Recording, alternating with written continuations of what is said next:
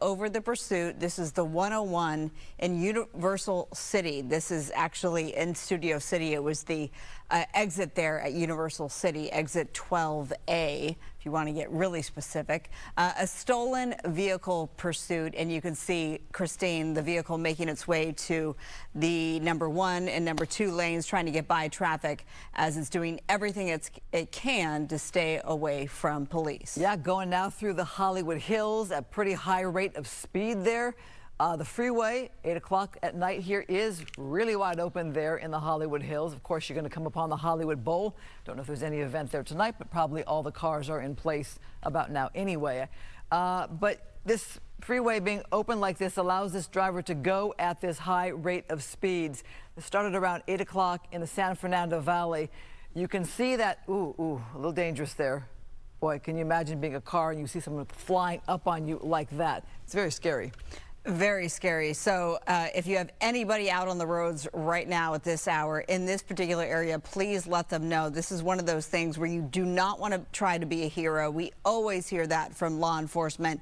If you see a pursuit coming up behind you, if you can react quick enough, you want to move over to the far right lanes. You don't always have that opportunity. This can go very wrong very quickly. When we talk about how do we bring these pursuits to an end, there are a few different methods that law enforcement can deploy at any given time, but it just depends on the traffic situation, time of day. Is it a highway? Is it a freeway? Is it a surface street? And here we are on the 101. So we potentially think of, Christine, spike strips have been used a lot on highways. But again, that's really when authorities have to get way ahead of the suspected driver and be able to plan ahead, as we're now taking the exit here at Holly Drive. It looks like Vine Street in the Hollywood Hills.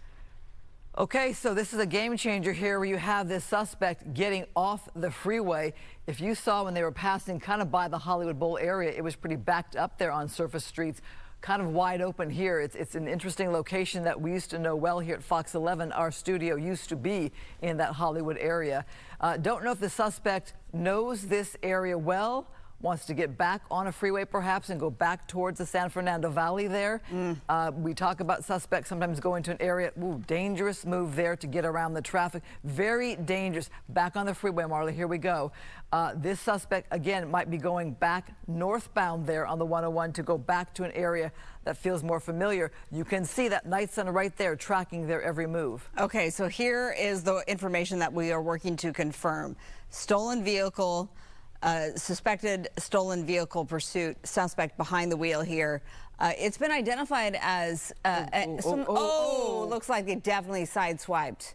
And it looks like an SUV. According to what we're hearing, it looks like a gray SUV. It's hard to tell given even with the night sun on it, but no doubt it looked like, Christine, you can confirm from your vantage point, that certainly sideswiped the innocent driver. Yeah. Like it. So some damage there. We're hearing it is a male suspect behind the wheel, so we will work to confirm some of these details. But we see this now playing out on surface streets in the Hollywood Hills. And Christine, we know how tight these streets can be, and how if you're coming from the other direction, you don't expect to have a pursuit suspect coming right at you. So interesting move by this driver here. So the driver started in the San Fernando Valley, got on the 101 freeway, went towards the Hollywood Hills, got back on the freeway after being on surface streets for a short time, and then got back off the freeway like one exit over. So not sure why they are doing this jog around freeways and surface streets. Hollywood Hills, as Marlon noted, very narrow streets, as you can see right here. Not sure if this driver has any idea where they're going. Very scary for any resident in this area. In case this driver tries to ditch that vehicle, where do you go? You might go into somebody's yard or knock on their door or try to carjack them. So very scary if you live near Holly Drive and San Marco Drive and Deep Dell Place, because that's an area where It's residential. There are no businesses there. So very scary if you live there. Lock those doors. And I was just going to note, in the Hollywood Hills, if you're familiar with it, you know there can be dead-end streets. There can be the cul-de-sacs, and it looked like they just hit one of those dead-end streets. So this could be a bonus for law enforcement. Let's bring on to our coverage Tim Lynn. He is a law enforcement specialist. Tim, what do you make of this in the Hollywood Hills? Very dangerous, given how tight these streets are. Exactly. It's not going to be a very high speed in these areas due to the topography here, but it's going to be very hard to contain these streets because they wind down through these hills and they go so high to where the vehicles or the police vehicles can't set up a perimeter around it very easily.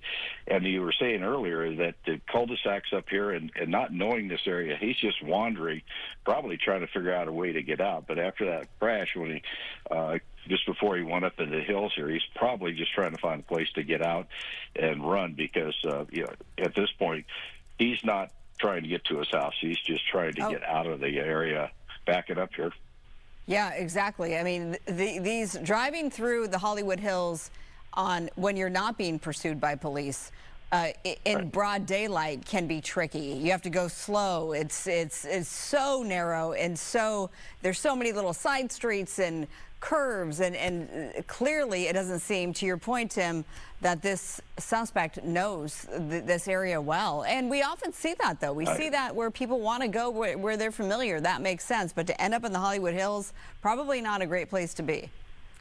No, I really don't think he's in an area where he knows where he's going. He just happened to get up the wrong street. And it looks like the ground units may have come in now and picked up on him. It looked like he blacked out at one point. I kept watching the night sun from the helicopter turning on and turning off, and to me that was indicating they were in a surveillance mode. But at this point now, he's blacked out, and they're in full pursuit at this point. And the one thing you did say that would make a lot of sense in this, you've got to keep in mind when these people get into neighborhoods, especially in that type of area where everything is very tight and quiet, lock your doors and make sure everything is shut down, because these people will get out, get on foot, and find the first open door they can go through to try to hide from the police. And if you happen to be in that building or the house, it could cause a lot of problems. But luckily, he worked his way out of the hills and now is on the freeway at the 101 northbound here. So we'll have to see what happens down, how damaged his vehicle is after that crash. Yeah, pro or con, I'm not sure what it is. The fact that this driver made his way out of the hills there, was able to escape. Is that a motorcycle hot on his tail? That's not good. I would back off. This driver does not have his lights on, it appears, which is very scary. I hope this motorcycle person gets an idea of what's going on here and perhaps wants to stay as far away from that vehicle as possible. You have to see those police cars if you're on that motorcycle, I'm sure. So a scary situation right there where you have to worry about an accident, other motorists, obviously no pedestrians here on the freeway, but not sure where this driver is going, but it is back towards the origin of the start of this pursuit, San Fernando Valley. Yeah, getting back to that, to the area where it started, sometimes that's, what we talk about, where they go to where they know the area, they're familiar with the area, but, half the time they just end up going someplace and just trying to get out. But going at this speeds with no lights, the people on the freeway just trying to get home in the evening, having this person blast by them, this is just a disaster waiting to happen, because he's got a lot of speed and he's trying to work his way through traffic, and every once in a while that gap that you think you have isn't there, and they have too much speed to be able to stop. But fortunately, CHP or LAPD back on the pursuit and with the lights and sirens, so they're going to be able to alert the drivers around, also with the night sun from that helicopter. But at one point here, I wouldn't doubt for a second that the watch commander from LAPD is going to go ahead and call this off on the ground units and have it go to surveillance mode and have the helicopter just follow it. And I believe I was told the want is stolen. If it's just a straight stolen, that's probably going to be the game plan. And for viewers who may not understand why, because a lot of these can end up with deadly consequences, or like we saw that wild pursuit play out on our air live on Sunday night with the multiple carjackings with the big rig involved, and I mean, on and on. It was just beyond wild. But for people who don't understand why authorities don't bring these things to an end faster, it's a lot easier said than done, right, Tim? And they back off and they go into what's called the follow mode, basically out of concern for public safety. Exactly. And what you have to keep in mind that if it's a straight stolen, it's just a property crime, and you don't want to have somebody lose their life over a vehicle and somebody taking a vehicle. Now, the one the other night, Sunday, they had to stay with those folks because they were stealing other cars. They were jumping out of one, getting into another, and that's really putting the public in danger. So you try to get those people off the road as quickly. But something like this, where you just have somebody driving at a high rate of speed and just really causing more hazards than necessary, than the watch commander watching the feed from the media, and also the call from the helicopter above. They have to weigh those parameters of the pursuit to see. But if he starts picking up more speed here, he's up in the hundreds now. Yeah, blacked out. You're just asking for it. So the watch commander more than likely will stop it. That is terrifying to see, the lights off. I'm wondering, Tim, from your perspective, how hard is it for this driver to drive with the lights off when it comes to visibility? It's very difficult. You don't realize how dark those freeways are when you turn off your lights. I mean, they are extremely dark. But most cars nowadays have their daytime running lights, and it puts a little bit of light in front. There's no light to the rear, but they're still not strong enough to show any hazards ahead, or to be able to give you depth perception to be able to make moves like he's doing here, running out 82 miles an hour.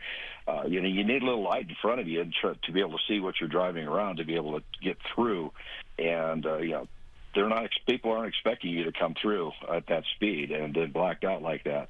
It's going to be a problem. And I'm trying to look really close to see if those daytime running lights are on, but the night sun's kind of washing them out. So it's just, at this point, if we can look back and see if there's any units behind, but I doubt it at this point. I don't see any flashing against the back of the car right now. Normally you'll see the overhead lights flashing against the car at this point. But the driver of the police car now, their mindset is to stay in contact with the driver, but you have to maintain your safety and maintain the safety of the people around you. So the officers have to weigh that as they're chasing and make a determination on their own how fast they actually can go. And if he's going 100 miles an hour, is it really safe for them to go 100 miles an hour after him? So you have to, as an officer, keep that in mind as you're driving, because there is liability involved in these pursuits, to where if you have an accident, you're going to have to justify why you were doing the speed or the type of driving you were doing. So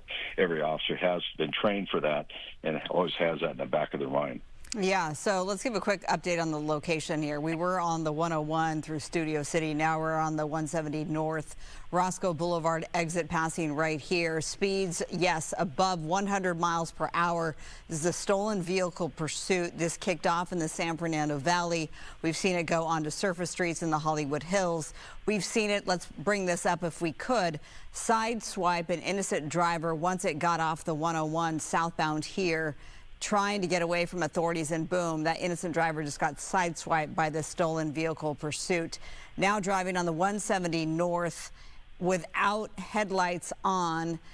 Tim Lynn, the police specialist on the line with us, you think that they as in LAPD, decided to back off and only track from above just because it is so dangerous? Although now that I say that, we're seeing the black and white still right on this driver's tail. That's CHP. They've probably requested CHP since it's on the freeway and going north, more than likely out of their jurisdiction. They'll go ahead and call in CHP to come in and take over to help out on that, because one, the CHP know the freeways very well. They know the hazards on the freeway, and then they have that capability of handing it off as it goes through the different jurisdictions. And LAPD doesn't have to run units out of the city. So CHP has a little different policy than LAPD. They're a little more aggressive on the pursuits. They drive at high speeds all the time. They're trained for very high-speed driving. So they will be, as you see here, very close, very aggressive. And now they're using that helicopter overhead to call the pursuit. The ground unit's going to stay close and see how he can handle this. But once it starts getting a little too reckless, if he causes that driver to go, as he's doing right now at 90 miles an hour, the CHP watch commander will shut them down as well, because they too have the same liability as the local law enforcement should an accident happen during these pursuits. But they have other means of stopping these pursuits along the way, and going on the 170 now transition to the 5 freeway. Going to keep going up, and if they get to certain areas, they have places where they can use spike strips on the freeway, and that pretty much is the only way. It looks like they're getting off the freeway here at Terabella, and this will put him into the Arleta-Pacoima area. So we'll see what happens here. Yeah, so that does slow down the speeds just a little bit. We are lucky, though, that these roads have been fairly wide open. Dangerous move there. So Yeah. CHP will stay with this, even though it's on the surface streets, thinking that they might get back on the freeway at any minute. Tim, is that right?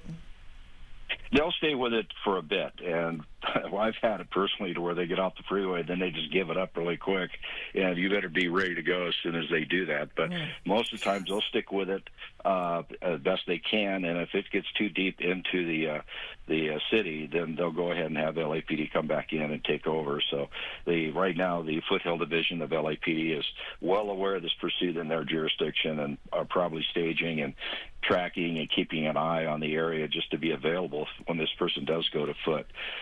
They're able to set up the perimeter or give chase. So just because they're not involved doesn't mean they're not watching. Man, terrible turn through that red light. Dangerous move after dangerous move here. So now we're on San Fernando Road and Terabella Street in the Pacoima area. Again, we bring you these pursuits this isn't for entertainment purposes. This is for public safety issues, because your loved one could be coming home tonight and has no idea that this reckless driver, this dangerous suspect behind the wheel here, is out there doing everything he can to elude officers, and we are hearing that it is a male driver behind the wheel. We often hear about, the unknowns, Tim, when we call these pursuits. Is this person armed? Law enforcement always assumes that the suspect is armed. Are there more than one, is there a passenger or multiple passengers inside? We haven't heard that yet. We're working to get more information confirmed. But for people who are watching us and just jumping on the air to watch this latest stolen vehicle pursuit unfold live right here on LA Live News tonight, this is a stolen vehicle pursuit. Male driver, started in San Fernando Valley. It's made its way through the Hollywood Hills on the 101 freeway, the 170 north. Now we're on surface streets here in Pacoima. It's important to note, as we're squeezing our way through this intersection, doing anything that they can to get through. It looks like a Chevron or a gas station there to get through. Should they make a U-turn? Nope. This is just clearly, Tim, this person doesn't have a game plan in mind. No, he's just driving through the area here of the north end of Pacoima, south into Sylmar, and this is a kind of a tight area up in this area. A lot of people on foot all times of the night, and so you have to keep that in mind. And CHP, now, they may not have that information out here turning on Van Nuys. This will take him back towards the 5 freeway, but the area on Van Nuys Boulevard, you're coming back towards San Fernando Road, is a very tight area. CHP looks like they're thinking about doing a pit. Yeah, but they're a little bit too quick. Just looking at the speeds are 54 miles an hour. Yeah. A lot will happen at that speed if you do that. So he had a chance to take a look, and more than likely he's teeing it up for when he catches him on a turn. But had a very sharp turn there around the corner down through the neighborhood here. And right now he's kind of working his way back down towards the Pierce Street. So this is a very, as I said, thin streets, very tight, very dark. So I hope somebody's not out there. But CHP is sticking with it, and I'm surprised LAPD hasn't gotten in on this yet. Tim, you're right. Those streets are very narrow in that neighborhood, which is very scary because it's so dark out there. You can see that. We did see CHP get a little more aggressive when it comes to trying to bring this to an end with the start. You could feel the energy of a pit maneuver right there just a short time ago. Right now, though, as we're wow, what happened there? Sparks. My question for you, Tim, as you watch how this driver is driving, the speeds, the aggressiveness, what does it tell you about this driver and how badly they want to get away from law enforcement? Yeah, he's very, very motivated. I can tell you that. You see, they're right there. LAPD's watching the area, just came in on there, so they're keeping an eye. But this area right here is a very crowded housing project area. He just drove through. I thought sure he was going to go out on foot because those are extremely difficult to deal with. But yeah, when they get going fast like this, and they're doing all this turning and stuff. All they're trying to do is get distance between them and that unit behind them to be able to get out and get over a couple fences and hopefully get away. But with the helicopter overhead, with their light, their infrared camera, it's going to be very difficult. Now, coming back onto Pierce, like I said, this is a big backup all the way to probably San Fernando Road. LAPD sitting there waiting. Now he's going southbound San Fernando. This will take him back down towards the Osborne, Laurel Canyon area. So going to get a lot of speed on this part of the street. This is more of a wide area that they have, but blacked out, and actually no daytime running lights now that we got in front. He's totally blacked out. Yeah. So nobody's seeing him come, and that's super dangerous because people will make a simple turn or lane change not knowing he's there. Oh, the gosh, driver's I hate there. to see So this. Yeah, and speeds, yeah. if you look at the speeds on the surface streets, 75 miles per hour plus at this point.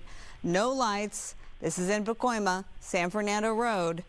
And, you know, it's like, oh, gosh, like watching somebody with a death wish here, just blowing through intersections. This is a stolen vehicle pursuit suspect behind the wheel here, some sort of an SUV. We're still working to confirm some of the details. This did start in the San Fernando Valley. It's the night sun that you're seeing tracking from above. CHP is involved, and now LAPD. So even though it is on surface streets, to Christine's point, Tim, it's still CHP as we now zoom in. It looks like some back end damage with something hanging off the right side of the right tail light there, making a right turn here on Branford Street. They work in conjunction, CHP and LAPD? Yes, the pursuing unit will stay on it. Wait, we're stopping. We're going to interrupt here. Yeah, they're stopping here. They stopped. One person out bailing, making a run for it. Not very quickly, though. Not a fast runner there. You'd think law enforcement that's been right there on that pursuit will catch this person pretty quickly. You have to wonder, though, are they armed, Tim? That's got to be a big concern there as police are chasing this person. Well, it looks like the CHP had backed off a bit because of that driving. So this is what happens when they do that surveillance mode. It gets into the point to where the pursuing officer isn't close enough to give chase. Now the air unit's going to try to give information to the units around it that we're trailing and outside of the area to be able to pin down this guy. They lock down the area, but you know it's very difficult for the officers to get into the area quickly. Here comes the first CHP officer, and now LAPD is going to swoop into the area as well and start setting that perimeter. But he's gotten up into this business area here, so we'll have to see if they're able to figure out. But ran into that. It looks like somebody, innocent bystander there, is just saying, "Yeah, I saw somebody run this way." Yeah, it's imagine being at work, you know, waiting there, and all of a sudden somebody comes running by and into the business. Now they got to make sure that they get the back of that business sealed. That's what that TFO or the flight officer is doing in the air unit to be able to keep that back door covered, because he gets into those cars, he's going to have a lot of cover and concealment to get through there. So now they have to lock down this area and try to pin this guy into these strip mall or this strip business area. So it's going to be hard work for LAPD and CHP to narrow this thing down. And so, and as you said, worrying about this person being armed. Now, you have to keep that in mind. Now, the CHP will more likely back out at this point, let LAPD come in, because they're more trained and more able to search buildings and also have the ability of having canines and things of that sort. But now you see the area turn its light back on, kind of keeping an eye on the back. He's also, the observer on that helicopter, the tactical flight officer, is using an infrared camera to keep an eye out to see if anybody pops up. It's much easier to see them with that infrared than it is with the light, and they're flying very low with the LAPD helicopter here, keeping an eye out. So they're gonna tighten this perimeter up, try to seal this area off to where the person can't get out, and then hopefully start doing a search for that suspect in this area. But you know, it could take hours to find him with all those cars, so they're gonna have to call in more likely a canine units. So you're saying with the infrared, they have better eyes and ears than we do right now with their view. I'm noting the body language of the officers, and you saw at least one person who was in that building, probably a worker or two, and they ran out of there. They are behind the officers where it's safe for them. But the body language here tells me, Tim, that they're not too concerned immediately about what's in front of them right there. Perhaps they have some intel as to where this person ran or how far they could go. Maybe they did go towards the back door. Maybe they are holed up in another room. But what does the body language tell you? Well, they're being cautious. They're keeping cover. It's where they're not going in and trying to get as many people out of there by yelling in. And you see another person coming out, but they're not going in as a team, and they're kind of keeping back. They're not, doing the SWAT activity where they're in a line trying to move forward. Now they're going to back away. So, yeah, they're not ready to go in there. They're going to have to get a game plan together to make sure they have a tight perimeter on the outside before they try to go search the inside. Because if he squirts out the back door or out a roof vent and runs across the roof, it's going to be a lot of the surprised officers on the ground. Because I've had them do that to me in the unit where they'll go in and I'm watching on the infrared, and all of a sudden I'll see a roof hatch pop open and you see this guy sprinting across the roof, trying to explain that to the guys on the ground. Hey, he's out, he's on the roof running that direction. So that's what the TFOs or the flight officers waiting for. And so right now they're going to have to back off, slow down, get together a game plan, put the right officers together, and then do a methodical search. But first things first, they have to lock down the area and contain the suspect. Well, speaking of the area, I just did a quick search. So according to our extreme navigation system here, it's Branford Street and San Fernando Road in Pacoima. And if you do a Google Maps on that it looks like this may be a window tinting location that closes at 8:30. So that makes sense as to why it would be open at this time of night, and the suspect would be able to just run in. So this could be, again, this isn't confirmed, but just doing the Google search here, this could be a window tinting business that was set to close in just a few minutes at 8:30. It's 8:29 right now, in fact. So it looks like it to me, given the daylight photo and what we're seeing here live from Fox 11. Let's show you that moment, though, while we're sort of in the standby mode when the suspect decided to pull over abruptly, and there's that suspect making a run for it. Branford Street, San Fernando Road, makes a right turn here once he sees this parking lot, the entryway, turns in there, and then seemingly may have run into this window tinting business right here in this industrial area in Pacoima. So now we got all the officers there. It could be only a matter of time if you're thinking that this business is open, which if this is the right business, there would be the employees inside. Everybody would have to, evacuate, get out of there. And what a scary situation. We've talked about it, but it's worth repeating that this suspect could be armed. You don't know that. You always assume that they are. And how are you going to get them out? And how are you going to protect the lives of the innocent workers there? Exactly. Time is on the officer's side, so they don't want to go too fast and get anybody hurt. But looks like they're zooming in for something there. But the officers are going to stay back. Now you see the group of LAPD officers there grouped up out, more than likely game planning what they're going to do, and then you try to get all the innocents out as best you can. Yell into the business, hey, get out, get out, get out. And you watch for people coming out. Are they in uniform? Do they look like they belong there? Are they sweating from running? That type. You're watching everybody coming out. Everybody is going to be detained coming out of the business to make sure that the suspect isn't going to come out pretending to be an employee. And hopefully the employees will, basically point him out or point that person out. But this is just the opportunity. That's the first open door that person saw, and in they go, and then they try to think of something else once they get inside to get out. So you never know what you're going to come up with. You have to stay very flexible as the officer on the scene. And right now they're just trying to put together a game plan to figure out where they have to search, what they have to search, and there's the LAPD behind. Got that area to set up. And like I said, the tactical flight officer is placing units where he needs them because he has the overhead view.